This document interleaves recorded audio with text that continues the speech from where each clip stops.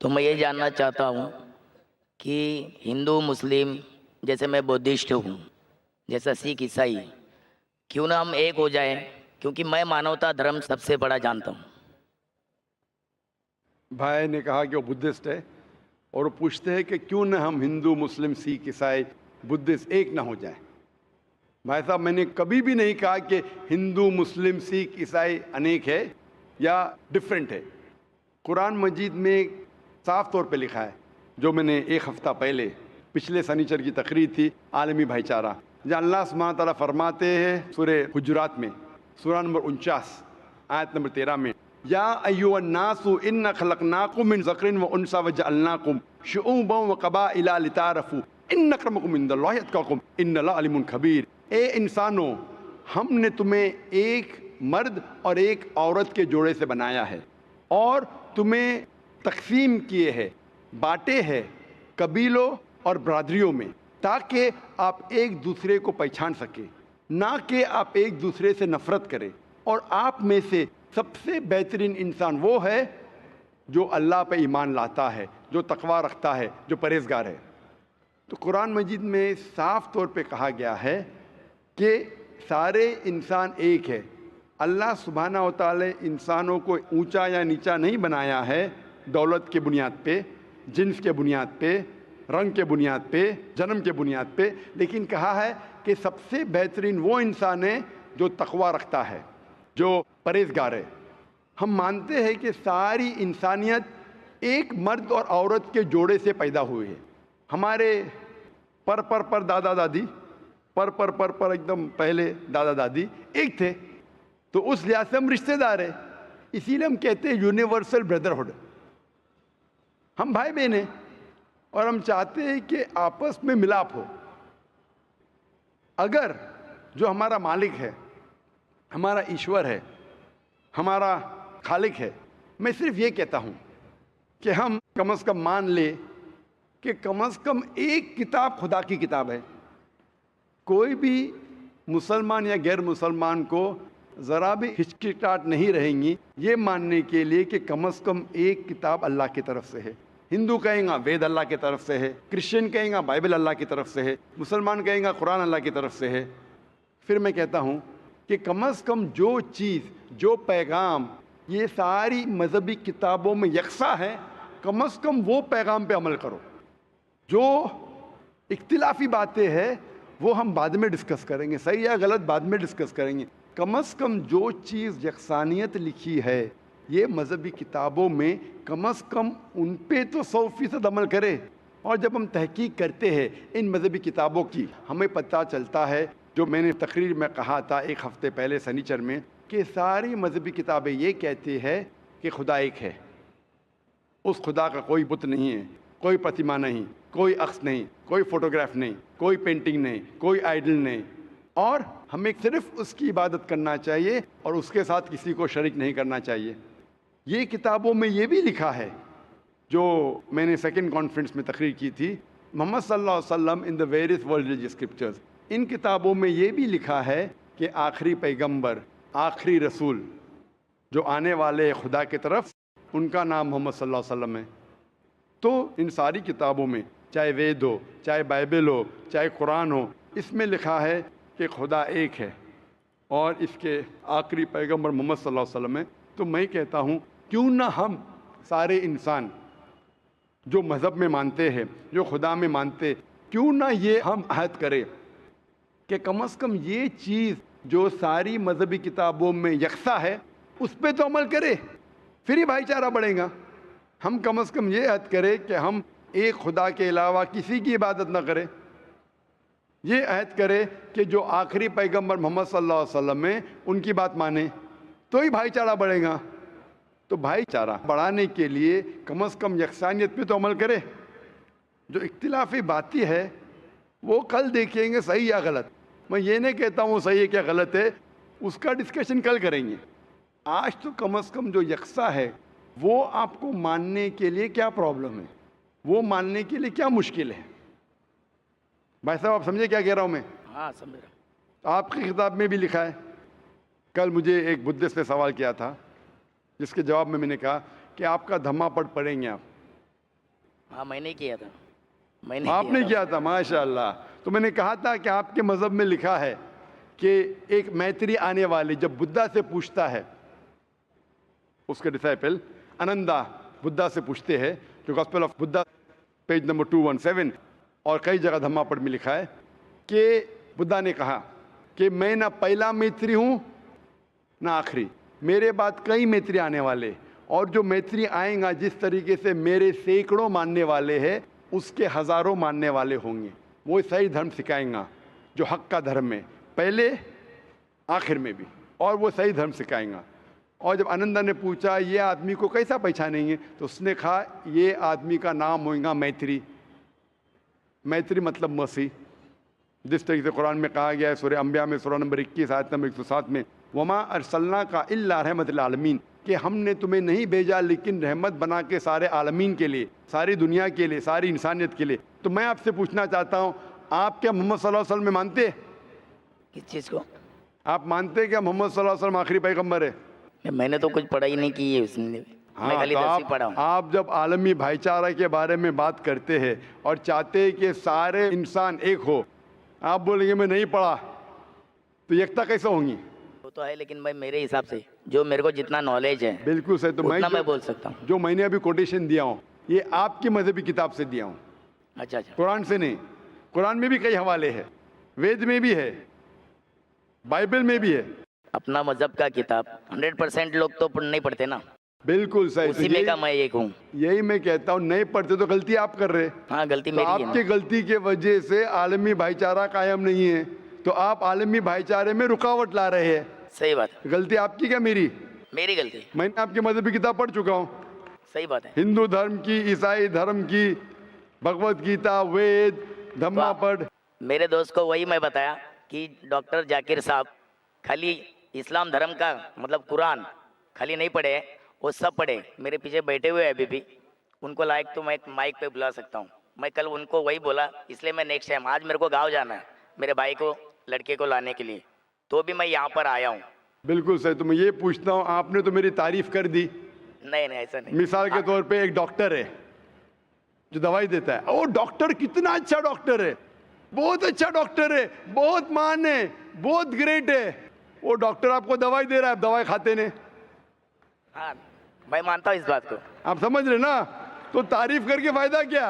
Doctor आपका examination करता है, आपको दवा देता है, बहुत अच्छा डॉक्टर है, बहुत मान है, इतना अच्छा है, बहुत तारीफ कर रहे। आप जब दवाई नहीं खाएंगे तो आपका इलाज कैसा होगा? सही बात। तो आप जो बोल रहे आलमी भाईचारे का इलाज मैं दे रहा हूँ, मैं आपके आलमी भाईचारे का इलाज दे रहा हूँ। आप मानो कि खुदा एक है और उस खुदा के अलावा कोई माबूद नहीं, उसके अलावा किसी की इबादत नहीं करना चाहिए, और मानो कि आखिरी पैगंबर मोहम्मद सल्लल्लाहु अलैहि वसल्लम में, तो ये इलाज की शुरुआत है। तो आप चाहते हैं कि आपका इलाज हो और बाकी इंसानों का भी इलाज हो? नहीं जरूर करूँगा, मैं नेक्स्ट टाइम जरूर आऊँगा। मेरे को अभी गाँव जाना है। दूसरी बात डॉक्टर साहब, ये इलाज जो है, मैं ये नहीं कहता हूँ कि रोज कहो, एक बार आप बोलेंगे दवा लेने का टाइम नहीं है, एक बार तो लो। ये होता है ना, कभी कभी कुछ बीमारी का 1 शॉट डोज होता है, आज नई टेक्नोलॉजी है, 1 शॉट डोज, एक बार खाओ, इंशाल्लाह आपकी बीमारी दूर हो, फिर बाद में वापस से आएंगे देखेंगे। मेरा एक गलत फहमी और एक दूर कर दो। हाँ इंशाल्लाह, एक नहीं 2 दूर करूंगा। 18 साल पहले जी हाँ, जब वार हुआ था हिंदू मुस्लिम, जी हाँ, ये ऐसा ही क्यों है? हिंदू मुस्लिम ही वार क्यों होता है? बिल्कुल हिंदू सर। ईसाई या सिख मुस्लिम ऐसा क्यों नहीं होता? अगर मैं आपके सवाल का जवाब दूंगा तो दे दो, मेरे को नॉलेज में रहेगा। नॉलेज में रहेगा, लेकिन मैं भी बताऊंगा सबको। मेरी एडवाइस को फॉलो करेंगे, वापस से दवा को फेंक देंगे? नहीं नहीं फॉलो करूंगा, फॉलो करूंगा, लेकिन आज माशाल्लाह। नहीं, आज नहीं, सॉरी। ठीक कल है। आऊंगा, कल लास्ट दिन है ना तुम्हारा। सुबह कल शाम को आ आएंगे, जाऊंगा, कल आएंगे आप? शाम को आ जाऊंगा। माशाल्लाह, आप चाहते हो और बड़े मजमे में कबूल करें? हाँ हाँ इंशाल्लाह। कबूल करूंगा, इसमें क्या है? अगर मेरे को माशाल्लाह। पसंद आया, मेरे नॉलेज में बैठ गया तो मैं जरूर इंशाल्लाह। कबूल करूंगा। जबरदस्ती बिल्कुल मत कीजिए, जबरदस्ती कबूल करना हराम है, ना मैं चाहूंगा ना फोर्स करूंगा। अगर इत्मीनान ना तो ही करो, आज करो, कल करो, परसों करो, दुआ है कि इंशाअल्लाह मौत के पहले करो। मौत कभी आएंगी किसको पता नहीं। आपका सवाल था कि हिंदू मुस्लिम ही क्यों होता है, राइट, हिंदू क्रिश्चियन क्यों नहीं होता है? भाई मिसाल के बारे में जैसा इंडिया पाकिस्तान मैच हो तो ही सब देखते हैं, इंडिया ऑस्ट्रेलिया को कोई नहीं देखता है। बराबर, ये फर्क है। और देखो बिल्कुल पब्लिक हंस भी रही है, बिल्कुल, ये जायज़ बिल्कुल। है, क्योंकि मैं देखा हूँ क्योंकि मैं 36 उम्र है मेरी, मैं देख रहा हूँ इंडिया पाकिस्तान का मैच रहेगा तो ही हिंदू मुस्लिम देखता है, माशाल्लाह। और अगर इंडिया ऑस्ट्रेलिया रहेगा तो ऑल देखते हैं, मुस्लिम कम देखते हैं। ये मैं आंखों देखी चीज है, और चाहे तो पूछ सकते हैं मजबे में। आप 36 साल से देख रहे हैं, मैं 45 साल से देख रहा हूं। मैच को नहीं देखता हूं, मैच नहीं देखता हूं, लोगों को देख रहा हूं। और आप बिल्कुल सही कहते कि हिंदू मुस्लिम क्यों लड़ाए। आप अगर मेरी तकरीर देखेंगे जिसका मौजू था is terrorism a Muslim monopoly, क्या दहशत गर्दी मुसलमान की विरासत है। इसमें मैं ये साबित किया हूं कि जो लोग इल्ज़ाम लगाते कि मुसलमान दहशत गर्द, बिल्कुल गलत है। चंद लोगों ने शायद गलत काम किया होगा। ये साबित किया है कि आप 100-200 साल पहले देखेंगे, सैकड़ों साल पहले मुसलमान तो हार्डली कोई दहशतगर्द हमला कर चुके, सब गैर मुसलमान। लेकिन मैंने इस तकरीर में कहा हूं कि दहशतगर्दी जो है ये मोनोपोली है मेरे हिसाब से पॉलिटिशियन की। ये दहशतगर्दी विरासत है पॉलिटिशियन की। क्यों? क्योंकि पॉलिटिशियन चाहते वोट बैंक, वोट बैंक चाहते। अगर मुझे वोट चाहिए तो क्या करूं मैं? एक ऐसा माहौल पैदा करूं कि वोट डिवाइड हो। आप जानते कितने राइट्स हुए बॉम्बे में, गुजरात में, बाबरी मस्जिद की। मेरे हिसाब से ये राइट्स की ज़रूरत ही नहीं। मेरे हिसाब से मुसलमान आम तौर पे इस देश में मुसलमान और हिंदू अल्हम्दुलिल्लाह सुम्मा अल्हम्दुलिल्लाह अमन के साथ रह सकते, रहते थे, रह सकते। लेकिन ये पॉलिटिशियन लोग वो चाहते वोट बैंक, और वोट बैंक के लिए वो किसी को भी बेच सकते, अपने धर्म को भी, अपने खुदा को भी। ये बात सही है। कोई भी पॉलिटिशियन हो, कोई भी मजहब का हो, सबको बेच सकते। थोड़ा सैक्रिफाइस करेंगे 5%, सीट जा रही है, सबको बेचेंगे, सबको। और आप देखते इस देश हिंदुस्तान में सबसे ज्यादा मजहब की बुनियाद पे अगर दंगा फसाद होता है वो हिंदुस्तान है। क्यों? क्योंकि हमें 60 साल पहले ब्रिटिश अंग्रेज हम पे हुकूमत करते थे। किस तरीके से? उनकी एक पॉलिसी थी divide and rule, divide and rule. अंग्रेज तो चले गए, अपनी पॉलिसी छोड़ गए पीछे। तो हमारे हिंदुस्तान के पॉलिटिशियन भी वही पॉलिसी को इख्तियार कर रहे, डिवाइड एंड रूल। डिवाइड करो, वोट बैंक हासिल करो और रूल करो। अरे बाबरी मस्जिद इशू ही नहीं था। क्या इशू है? इशू था ही नहीं, पॉलिटिशियनों ने इशू बनाया। कोई जानता ही नहीं था बाबरी मस्जिद के बारे में, पहले चंद लोग जानते, इशू बनाया वोट बैंक को। और इसका मैंने डिटेल में किया तकरीर। ये पॉलिटिशियन लोग भड़काते आम पब्लिक को। आम पब्लिक अमन चाहती है, वो चाहती, उसको क्या मिलेगा दंगा फसाद करके। लेकिन इन लोगों को भड़काते हैं पॉलिटिशियन लोग। पुलिस चाहे तो इसे रोक सकती है, वो भी सोचती है कि अगर मैं रोकूंगा पॉलिटिशियन मुझे ट्रांसफर कर लेगा, वो भी नहीं रोकती। हम अगर इनके भड़कावे में नहीं आएंगे, इंशाअल्लाह इंशाअल्लाह हिंदू मुस्लिम दंगा फसाद होएगा ही नहीं। आप मुझे बोलो इतने बड़े मजमे में लाख से ज्यादा लोग हैं, क्या आपको डर लग रहा है? नहीं डर। क्या डर है? कौन आपको मारेगा? कुछ नहीं, बिल्कुल नहीं। माशाअल्लाह इतने लोग। अगर आप कुरान के खिलाफ भी कहेंगे, मेरे खिलाफ भी कहेंगे, एक भी इंसान आप पे उंगली नहीं उठाएगा, ना हम उठाने देंगे ना कौन उठाएगा। ना उठाएंगे ना उठाने देंगे, ये हमारा मजहब है।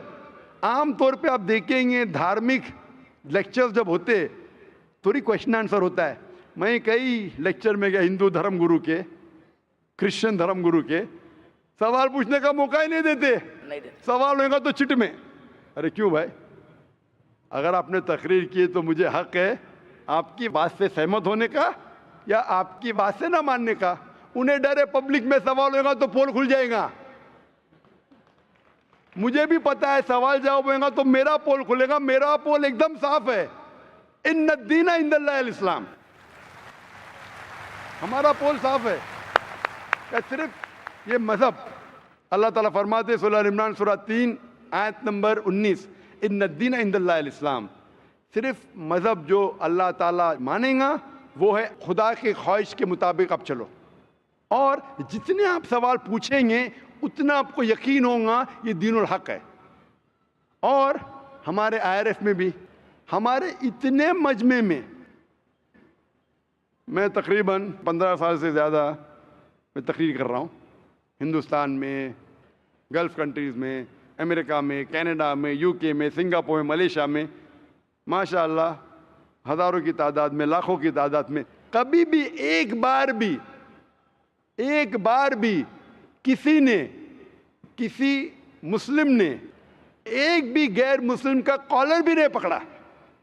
कई गैर मुसलमान ने मुझे गाली दी, कुरान के खिलाफ कहा, हमने कोशिश की कि उसकी गलतफहमी को दूर करें। कई लोग आप देखेंगे दुबई में इतना भड़क के सवाल किए, मैं सवाल का जवाब देते गया, सवाल किए जवाब दिया, मैं सवाल किए जवाब, इतना बढ़ के आखिर में इस्लाम कबूल किया।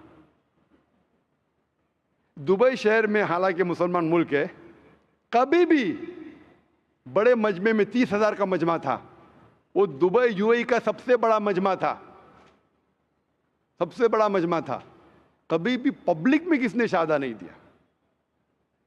तो जो लोग खिलाफ है, हम अमन से जवाब देते, वो माने या ना माने, और ये नहीं हम कहते कि आपको मानना ही पड़ेगा, हम कोशिश करेंगे हिकमत के साथ जवाब दे। तो ये जो दंगे फसाद हो रहे पॉलिटिशियन की वजह से, हम अगर अहद ले कि पॉलिटिशियन जो भड़काते हैं उनके भड़कावे में ना आए, इंशाअल्लाह अमन रहेगा। चाहे हिंदू मुसलमान की बात माने या ना माने, मुसलमान हिंदू की बात माने या ना माने, इस्लाम में कभी भी ज़बरदस्ती नहीं है। कुरान में साफ तौर पे लिखा है सूरह अनाम में, सूरह नंबर 6 आयत नंबर 108 में, कि आप उन लोगों को गाली मत दो जो अल्लाह के अलावा दूसरों की इबादत करते हैं, नहीं तो जहालत में वो लोग अल्लाह को गाली देंगे। हमें दूसरे मज़हब के जो माबूद है उन्हें गाली देने का हक ही नहीं है, हम सिर्फ समझा सकते हैं। तो मेरे हिसाब से ये टेररिज्म, ये दंगा फसाद की अक्सर मतलब 99% मेरे मुताबिक है पॉलिटिशियंस, चाहे अमेरिका में हो, चाहे UK में हो, चाहे इंडिया में हो। अगर हम इनके बहकावे में नहीं आएंगे, ऐसे पॉलिटिशियन पैदा होंगे, आप ऐसा एक माहौल पैदा करो, हक पे तो हम वोट देंगे, नहीं तो नहीं देंगे। इंशाअल्लाह अमन रहेगा और शांति रहेंगी और हम एक दूसरे के साथ अच्छा बर्ताव कर सकते हैं। Hope that answers the question. शुक्रिया। और मुझे उम्मीद है कि आप कल आएंगे। हाँ जी, हाँ, कल आप ज़रूर आना, रात में 8 बजे आऊँगा इंशाअल्लाह इंतज़ार करेंगे। ओके, शुक्रिया। डॉक्टर साहब, मेरे पेरेंट्स हिंदू थे, पर मैं अपने को हिंदू नहीं मानता हूँ, मैं अपने को इंसानियत मानता हूँ, इंसान मानता हूँ। बाई चांस मैं जमा हूँ हिंदू जगह घर, और आप जमे हैं इस्लाम के घर, और दूसरे जमे उनके घर, पर सबसे ज़्यादा है इंसानियत। और अभी तक मज़हब ने, कोई भी मज़हब हो, इंसानियत के ऊपर अमल नहीं किया। आपने 12-13 साल से इसमें स्टडी कर रहे हैं, मैंने 30 साल से स्टडी कर रहा हूं, बाल मेरे सफ़ेद हो गए हैं, रोटी के लिए मैं बिजनेस करता हूं। पर जो किताबों के आपने पढ़े हैं, आपने ये जांच की वो किताबें किसने लिखी हैं? हजारों साल बाद लिखी हैं। पहले जुबान की बात होती थी, कोई राम राम राम कह के उसके कहावत है मर मर मर कहने लगा, उसको पूजना है। वेदा ऐसी थी, ग्रीक मैथोलॉजी ऐसी थी, इजिप्शियन मैथोलॉजी ऐसी थी, इब्राहिम से लेके मोसेस तक, और आपके मोहम्मद साहब के तक। आपका मोहम्मद साहब का जो किताब लिखेगी कुरान 50 साल बाद लिखेगी, तो 40-50 कोई भी हो। पर मुझे माफ करना साहब, मैं आपसे एक सवाल ये उठना चाहता हूं, हम सब इंसान है, इंसान को एक करके सब मजहब 21st सेंचुरी में इंसानियत मजहब क्यों नहीं बनाते? जो आप ठहर, मैंने अभी खत्म नहीं किया जनाब, मैंने हमने खत्म नहीं किया। हाँ, मैं ये कह रहा हूं साहब, आप अपना पर्सनल मजहब है रखिए, अपने घर में रखिए, बस स्टेट में और दूसरों के ऊपर ना लाइए, वार ना करिए, लड़ाई ना करिए। एक माफी चाहता हूं, ऐसी हजारों चीजें मैं दूसरे मजहब में निकाल सकता हूं। मैं आपसे पूछना चाहता हूं, खलीफा 40 साल के अंदर मर गए, मर्डर हुए,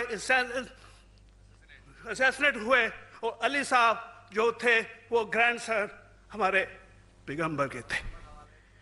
ये चीजों के हवाला दूसरों में भी है, मैं उदाहरण दे सकता हूं, पर इसका सवाल मैं आपसे कहना चाहता हूं। भाई साहब ने अच्छा सवाल पूछा, लंबा था, तकरीर थी छोटी। भाई साहब ने कहा कि वो हिंदू धर्म में पैदा हुए लेकिन हिंदू नहीं है, इंसान है।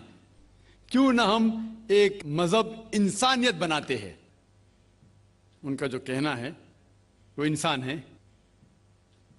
भाई साहब, हर शख्स, हर इंसान जो पैदा होता है वो इंसानी होता है, लेकिन सिर्फ इंसान होना काफी नहीं है। इंसान होना जरूरी है। हर मुसलमान पहले इंसान होना जरूरी है उसे। इस्लाम की सारे बातें, एक भी बातें मैंने कहा मैं तकरीर में, इंसानियत के खिलाफ नहीं है। एक भी बातें मैं चैलेंज करता हूं, आप एक भी बात इस्लाम की बुनियादी बात बताओ जो इंसानियत के खिलाफ है। मुसलमान होने के लिए अच्छा इंसान होना जरूरी है। अगर आप अच्छे इंसान नहीं हैं तो मुसलमान हो ही नहीं सकते। लेकिन सिर्फ अच्छा इंसान होना काफी नहीं है। मिसाल के तौर पे डॉक्टर बनने के लिए 10वीं पास करना जरूरी है, फिर 12वीं, फिर डॉक्टरी। तो मैं कहूंगा डॉक्टर बनने के लिए स्कूल पास करना जरूरी है, लेकिन स्कूल पास करना काफी नहीं है। तो इस्लाम में अच्छा मुसलमान बनने के लिए अच्छा इंसान बनना जरूरी है, लेकिन सिर्फ अच्छा इंसान बनना काफी नहीं है। समझ रहे? क्यों? क्योंकि इंसान को जिसने पैदा किया उसकी इबादत करना जरूरी है। जिसने आपको पैदा किया, जिसने आपको पैदा किया, उसकी अगर आप इबादत नहीं करेंगे तो इंसानियत के नाम पे कलंक है। आप कहते हैं कि मजहब, जितने मजहब है सब भेदभाव पैदा करता है, नफरत पैदा करता है। आपने कहा, शंकराचार्य ने बिल्कुल सही कहा। शंकराचार्य ने कहा कि कोई भी मजहब नहीं सिखाता कि आपस में भेदभाव करना। उनकी भी स्टडी है, मेरी भी स्टडी, आपकी भी स्टडी है। आपने कहा कि मैंने 10-12 साल किया, आपने 30 साल किए। अगर आप 30 साल किए उसका मतलब नहीं कि आप मुझसे अच्छे हैं, जरूरी नहीं। मैंने नहीं कहा कि आपने कहा, मैंने ये भी नहीं कहा कि आपने कहा। मैंने कब कहा कि आपने कहा? मैं कह रहा हूं, मैंने कब कहा कि आपने कहा? मैं कह रहा हूं क्योंकि आपने कहा कि अब 30 साल की स्टडी की। मैं हिंदू मजहब पे भी चंद साल के, अल्हम्दुलिल्लाह सुम्मा अल्हम्दुलिल्लाह, कई शंकराचार्य से बात की, कई स्वामी जी से बात की, कई प्रीस्ट और फादर से अमेरिका में की। मैं तो अभी तक जवान हूं माशाअल्लाह, अल्लाह का फजल है, अल्लाह का फजल है। आपने कहा कि मजहब भेदभाव करता है, यह कहना बिल्कुल गलत है। मजहब भेदभाव नहीं करता। जो मजहब के मानने वाले हैं वो मजहब को सही तरीके से नहीं समझते हैं, इसीलिए भेदभाव पैदा करते हैं, वो अलग बात है। गलती है मजहब के मानने वाले की, मजहब की नहीं। ये कह रहे हैं कि मजहब की, मिसाल के तौर पे एक मर्सिडीज कार है, मर्सिडीज कार है, मुझे ये जानना है कि मर्सिडीज कार कितनी अच्छी है। तो एक ड्राइवर मर्सिडीज कार चलाते जो ड्राइविंग जानते ही नहीं और मर्सिडीज कार को ठोक देते, तो किसकी गलती है, मर्सिडीज गाड़ी की कि ड्राइवर की? अगर आपको जानना है मर्सिडीज का कितनी अच्छी है तो आपको यह देखना चाहिए स्पेसिफिकेशन, उसका पावर कितना है, हॉर्स पावर कितना है, माइलेज कितना है, सेफ्टी मेजर कितना है। उसकी तहकीक करने के बाद आपको कहना चाहिए कि कितनी अच्छी मर्सिडीज कार है। अगर जानना चाहिए कितनी अच्छी है तो उसको बिठाओ जो ड्राइविंग जानता है। तो इसीलिए इस्लाम को जानने के लिए मुसलमानों को मत देखो, अगर देखना है तो मोहम्मद सल्लल्लाहु अलैहि वसल्लम को देखो। आप मुझे मत देखो, मुझे मत देखो, हमारे आज के मुसलमान को मत देखो। देखो जो सबसे अच्छा ड्राइवर है, सबसे अच्छा इस्लाम को समझ चुका है, वो मोहम्मद सल्लल्लाहु अलैहि वसल्लम है। उनको देख के इस्लाम की तहकीक करो, और तहकीक करने के लिए आपको इस्लाम की किताब पे जाना पड़ेगा। और आपने जो कहा आखिर के अंदर कि सारी मजहब किताब बाद में लिखी गई, पहला कहना था, आप काफी हद तक के सही है, आप काफी हद तक के सही है कि आप बिल्कुल सही फरमाते, लेकिन यह कहना कि सारी मजहब की किताब, उसमें गलती है। अक्सर मजहब कितने किताब है, वेद हो, उपनिषद हो, बाइबल हो, ओल्ड टेस्टामेंट हो, न्यू टेस्टामेंट हो, आपने कहा मूसा अलैहिस्सलाम से लेके वहां सही था, लेकिन आखिरी में जो आपने गलती की मोहम्मद सल्लल्लाहु अलैहि वसल्लम वहां गलती की, आखिर में आके आप अटक गए, आखिर में आके आप फंस गए। आपने शायद इस्लाम का मुताला सही तरीके से नहीं किया होगा, आपने शायद अरुण शुरू की किताब पढ़ी होगी। अगर आप कोई मजहब का मुताला करना चाहते हैं तो जो मजहब को समझ चुका है उसकी किताब पढ़ो। आप अगर अरुण शुरू की किताब पढ़ेंगे और इस्लाम के मुताला करा कहेंगे, ये किधर का सही फैसला है? मैं कहता हूं अरुण शुरी जैसे लोग की पढ़ी होंगी, क्योंकि जब भी कुरान नाजिल हुआ, जब भी कुरान की आयत नाजिल होती थी, मोहम्मद सल्लल्लाहु अलैहि वसल्लम अनपढ़ थे, जब भी कोई आयत नाजिल होती थी वो उसे याद करते थे और अपने साथियों सहाबा से उसकी तिलावत करते थे और सहाबा फौरन उसे लिख लेते थे। तो मोहम्मद सल्लल्लाहु अलैहि वसल्लम की मौजूदगी में हर आयत लिखी जाती थी और वो उसे चेक कर, मिसाल के तौर पे इक़रा बिस्मि रब्बिकल लज़ी खलक़ आयत नाज़िल हुई, उन्होंने याद किया, साहबा से कहा, साहबा ने लिखा इक़रा बिस्मि रब्बिकल लज़ी खलक़, पढ़ के सुनाओ, पढ़ा, हाँ सही, अगर गलती होती तुम्हारी टोक देते थे। तो मोहम्मद सल्लल्लाहु अलैहि वसल्लम की मौजूदगी में जब भी अल्लाह सुब्हाना व तआला आयत नाजिल करते थे वो याद करते थे और लिखवाते थे और चेक भी करते थे। सारा कुरान मजीद मोहम्मद सल्लल्लाहु अलैहि वसल्लम की मौजूदगी में लिखा गया। आप जो कह रहे वो हजरत उस्मान का जिक्र कर रहे, वही तो अफसोस की बात है, आपने सही मुताला किया ही नहीं। हजरत उस्मान ने कई साल बाद, 40-50 साल बाद, जो आप कह रहे 40-50 यहां से आपको आया, उनने क्या कहा कि इस कुरान मजीद का जो नुस्खा है उसको और नुस्खे बनाए जाए और बाकी लोग में फैला दिया जाए, क्योंकि लोग को इख्तिलाफ था रवानगी के अंदर। तो उसको दूर करने के लिए हजरत उस्मान रज़ियल्लाहु अन्हु उनने कहा कि जो नुस्खा मोहम्मद सल्लल्लाहु अलैहि वसल्लम की मौजूदगी में था उनने अपनी बीवी को दिया, हजरत हफ्सा को, और जो हजरत उमर की बेटी थी उनके पास महफूज था, उनने लिया और सहाबा 5-6 सहाबा जो ज़ैद बिन थाबित रज़ियल्लाहु अन्हु उनकी सदारत में उसकी नकल की और ये नकल हुए नुस्खे को दुनिया के अलग अलग जगह पे फैलाइए। और एक नुस्खा अब भी मौजूद है कोप्टा की म्यूजियम में, कोप्टा की म्यूजियम इस्तांबुल में।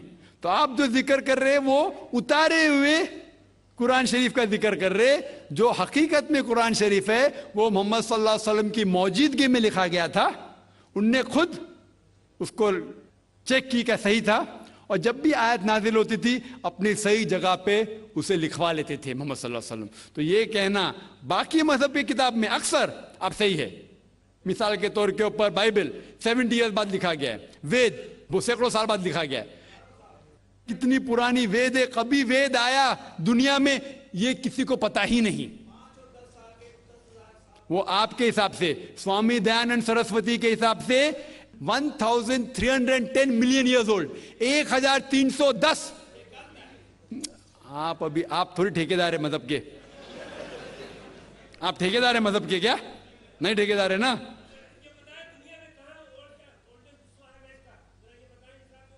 हाँ इसलिए ओ भाई साहब ना, बिल्कुल सही भाई साहब भाई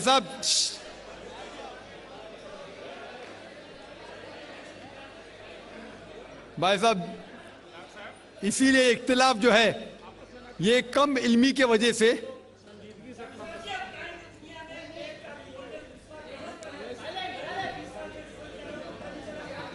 वेद का वेद का क्या नहीं, सब लोग चुप हो जाए, नहीं आवाज। भाई साहब ने कहा कि दुनिया का सबसे ओल्डेस्ट स्क्रिप्ट वेद है, वो कुछ हिस्टोरियंस कहते हैं, बट ओल्ड होना मतलब नहीं कि सही। जो कुछ ओल्ड है वो सबसे बेहतर होना जरूरी नहीं। मिसाल के तौर पे मेरे पास पुरानी गाड़ी है 50 साल पुरानी, उसका मतलब नहीं कि नई गाड़ी से अच्छी है। ये भी हो सकता है कि पुरानी गाड़ी नई गाड़ी से अच्छी हो सकती है। मेरे पास मर्सिडीज कार है 5 साल पुरानी, जो नई मारुति से अच्छी होंगी। तो ये कहना कि कोई किताब या कोई मजहब पुराना इसलिए बेहतर है, बिल्कुल गलत है। जो आदमी को अक्ल है वो कभी भी ऐसा नहीं कहेगा कि पुरानी चीज बेहतर, नई चीज बेहतर। वो चीज बेहतर है जो हक के ऊपर है, जो चीज हक के ऊपर है वो चीज बेहतर है। तो भाई साहब, आपकी जो तहकीक है मजहबी किताबों पे जरा जरा कमजोर और गलत है, आपको फिर से और 30 साल लगाने पड़ेगा इंशाअल्लाह। जी दोस्तों, उम्मीद करता हूँ आप लोगों ने डॉक्टर ज़ाकिर नाइक साहिब की ये वीडियो देख ली होगी और पसंद भी आ चुकी होगी। यकीनन जैसे कि उस आदमी ने सवाल किया कि हम एक क्यों नहीं होते, हिंदू कहते हैं मैं से ही हो, मुस्लिम कहते हैं मैं से ही हो, क्रिश्चियन कहते हैं कि मैं से ही हो, तो हम एक क्यों नहीं होते। तो देखो डॉक्टर साहब ने जैसे उन्हें जवाब दे दिया, ये बहुत ही मतलब है ना कि इसके ऊपर अगर हम गौर कर ले, हिंदू गौर कर ले, सिख गौर कर ले, क्रिश्चियन गौर कर ले, तो बात एक तरफ हो जाएगी और हमारे सामने एक हक वाज़े हो जाएगा कि जो किताबें मसलन हम ये मान ले कि अल्लाह की तरफ से किताब आ चुकी है, ठीक है ना। हिंदू कहेंगे कि वेद अल्लाह की किताब है, क्रिश्चियन कहेंगे कि बाइबल अल्लाह की किताब है, मुस्लिम कहेंगे कि किताब कुरान अल्लाह की किताब है। तो कम से कम हम इस बात के ऊपर इत्तेफाक कर ले कि जो सारे किताबों के अंदर यकसा है उनके ऊपर तो हम अमल कर ले, सबसे पहले उन बातों के ऊपर अमल कर ले। और जितनी भी मजहबी किताबें हैं उसके अंदर ये बात लिखी हुई है कि एक अल्लाह है, एक अल्लाह है, इसकी कोई मिसल नहीं है, इनका कोई मिसाल नहीं है, इनकी कोई तस्वीर नहीं है, ठीक है ना। तो हम इस बात के ऊपर तो इत्तेफाक कर ले, यानी जो बातें इत्तेफाकी हैं हम उनको मान ले तो हम एक हो जाएंगे। तो ये बहुत ही बंदा इसके ऊपर सोच ले। और दीगर मज़ाहिब की किताबों के अंदर भी ये लिखा हुआ है कि मोहम्मद सल्लल्लाहु अलैहि वसल्लम ये अल्लाह के आखिरी रसूल है, आखिरी नबी है, पैगंबर है। तो हम इसके ऊपर अमल कर ले, जो इख्तिलाफी बातें हैं उसे बाद में डिस्कस किया जाएगा, हम जो इत्तिफाकी बातें हैं उनके ऊपर भी अमल नहीं करते। अब बहुत सी किताबों के अंदर ये बात लिखी हुई है कि बुत परस्ती गलत है, मूर्ति पूजा गलत है, बुत के सामने जो आपको ना नफ़ा दे सकता है ना आपको नुकसान पहुंचा सकता है, जिस बुत को आप अपने हाथों से बनाते हैं तो वो आपको क्या फ़ायदा देगा, आपको क्या नुकसान देगा। एक बुत है जैसे कि एक दीवार खड़ा होता है और ना आपको नफ़ा दे सकते हैं ना आपको नुकसान दे सकते हैं। इसके ऊपर अगर कोई मक्खी बैठ जाए तो वो अपने आप से मक्खी नहीं उड़ा सकते, तो आपको क्या नुकसान देंगे, क्या आपको नफ़ा देंगे, क्या आपको औलाद देंगे। तो देखो जो इत्तिफाकी बातें हैं हम उनके ऊपर इत्तिफाक कर ले, हम एक हो जाएंगे। और याद रखना, अगर आप स्टडी कर ले, मुताला कर ले, रिसर्च कर ले, तो आपके सामने जो हक वाला मज़हब ज़ाहिर होगा वो दीन इस्लाम है। इन्न दीन इंदल्लाहिल इस्लाम, अल्लाह के यहाँ जो मकबूल दीन है, मुअतबर दीन है, वो है दीन इस्लाम। दीन इस्लाम एक ऐसा पाकीज़ा मज़हब है कि इसके जब आप स्टडी करेंगे आपके सामने ये बात बिल्कुल वाज़ेह हो जाएंगी कि अगर हक और सच मज़हब है तो है दीन इस्लाम, जिसने हर एक को हुकूक दिया हुआ है। अगर आप एक बाप है तो आपको अलग हुकूक है, अगर आप एक बेटा है तो आपके अलग हुकूक है, अगर आप हमसाए हैं तो आपके अलग हुकूक है, अगर आप के रिश्तेदार है तो उनके अलग हुकूक है। तो हर एक को अल्लाह रब्बुल इज़्ज़त ने जो ना हुकूक अता किए हैं उन्हें वैल्यू दी है। ऐसा नहीं है कि किसी के हुकूक नहीं है। हर इंसान चाहते हैं कि मेरे साथ धोखा ना हो जाए, अल्लाह ने धोखे को मना किया है। हर इंसान चाहते हैं कि मेरे साथ फ्रॉड ना हो जाए, अल्लाह ने फ्रॉड को मना किया है। हर इंसान चाहते हैं कि मुझे मिलावट वाली चीज़ ना मिले, अल्लाह ने मिलावट वाली चीज़ को मना किया है। तो देखो इस्लाम के अंदर अगर आप उसकी स्टडी करेंगे और दी होली कुरान को आप पढ़ेंगे तो आपके सामने हक वाज़े हो जाएगा। तो जिससे कि भाई ने सवाल किया कि हम एक क्यों नहीं होते, हम एक हो जाते हैं। हम मुताला तो कर ले, आप रिसर्च तो कर ले, माहिरीन से पूछ ले कि हक वाला मज़हब कौन क्या है, हक वाला दीन क्या है। आपके सामने बिल्कुल वाज़े हो जाएगा कि दीन इस्लाम हक का मज़हब है। तो उम्मीद करता हूँ आप लोगों को ये वीडियो पसंद आ चुकी होगी। अगर आप लोग चैनल पर नए हैं तो प्लीज़ चैनल को सब्सक्राइब कर लें, वीडियो को लाइक कर लें, अपने दोस्तों के साथ उन्हें ज़रूर शेयर कीजिए। मिलते हैं इंशाल्लाह नेक्स्ट वीडियो में, तब तक के लिए इजाज़त चाहता हूँ। अस्सलामु अलैकुम।